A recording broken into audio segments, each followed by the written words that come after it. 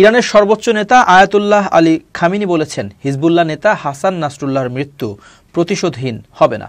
একই সাথে তিনি 5 দিনের শোক ঘোষণা করেছেন।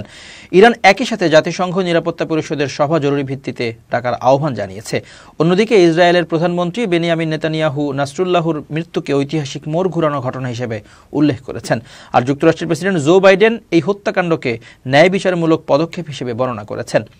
এমন পরিস্থিতিতে ইসরায়েল ও হিজবুল্লাহর মধ্যে আন্তঃসীমান্ত লড়াই অব্যাহত আছে। একের পর এক আঘাতে জর্জরিত হিজবুল্লাহ। পেজার ও ওয়াকিটকি বিস্ফোরণের অন্তর্ঘাতমূলক ঘটনায় এর যোগাযোগ কাঠামো এবং বিমান হামলায় এর অস্ত্র ধ্বংস হয়ে গেছে। যুক্তরাষ্ট্রভিত্তিক মধ্যপ্রাচ্য নিরাপত্তা বিশ্লেষক মোহাম্মদ আল বাশা বলেছেন, হাসান নাসরুল্লাহকে হারানোর গুরুত্বপূর্ণ প্রভাব পড়বে।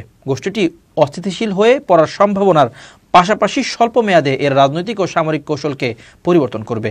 তবে ইসরায়েল বিরোধী এই সংগঠনটি হুট করে ক্ষান্ত দেবে এমন প্রত্যাশা কিংবা ইসরায়েলের চাওয়া অনুযায়ী শান্তির পথে আসবে তা সম্ভব হবে না। হিজবুল্লাহ ইতোমধ্যে লড়াই অব্যাহত রাখার ঘোষণা দিয়েছে। দলটির এখনও হাজার হাজার যোদ্ধা আছে। এদের অনেকেরই সিরিয়া যুদ্ধে অংশ নেওয়ার অভিজ্ঞতা আছে এবং তারা প্রতিশোধ নেয়ার দাবি করেছে। সংগঠনটির এখনও যথেষ্ট পরিমাণ ক্ষেপণাস্ত্র আছে, যার অনেকগুলোই দূরপাল্লার। সুনির্দিষ্ট লক্ষ্যবস্তুতে হামলার মতো অস্ত্র আছে, যা তেল আবিব ও অন্য শহরগুলোতে পৌঁছতে পারে। নিজেরা আরও ধ্বংসের লক্ষ্যে পরিণত হওয়া বা নিশ্চিহ্ন হওয়ার আগে সেগুলো ব্যবহারের জন্য গোষ্ঠীটির ভেতরে চাপ বাড়ছে। ইরান কি করবে?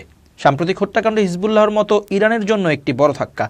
দেশটি ইতোমধ্যেই 5 দিনের শোক ঘোষণা করেছে। এছাড়া দেশটি তাদের নেতা আয়াতুল্লাহ আলী খামিনিকেও সতর্কতামূলক পদক্ষেপ হিসেবে গোপন জায়গায় সরিয়ে নিয়েছে। তেহরানের গেস্ট হাউসে ইসমাইল হানিয়ার অপমানজনক হত্যাকাণ্ডের প্রতিশোধ ইরান এখনও নিতে পারেনি। পুরো মধ্যপ্রাচ্য জুড়ে ইরানের বেশ কিছু সশস্ত্র সহযোগী গোষ্ঠী আছে, যেটি তথাকথিত প্রতিরোধের অক্ষ। হিজবুল্লাহর মতো ইয়েমেনের আছে হুথি এবং ইরাক আর সিরিয়ায় আছে কয়েকটি গোষ্ঠী। ইরান এসব গোষ্ঠীকে ইসরায়েলে এবং ওই অঞ্চলে যুক্তরাষ্ট্রের অবস্থানে হামলা করতে বলতে পারে, কিন্তু যেই পদক্ষেপই ইরান নিক বা না নিক, সেটি হবে যুদ্ধের জন্য বন্দুকে চাপ দেওয়ার মতো, যাতে তারা জয়ের খুব একটা আশা করতে পারে না।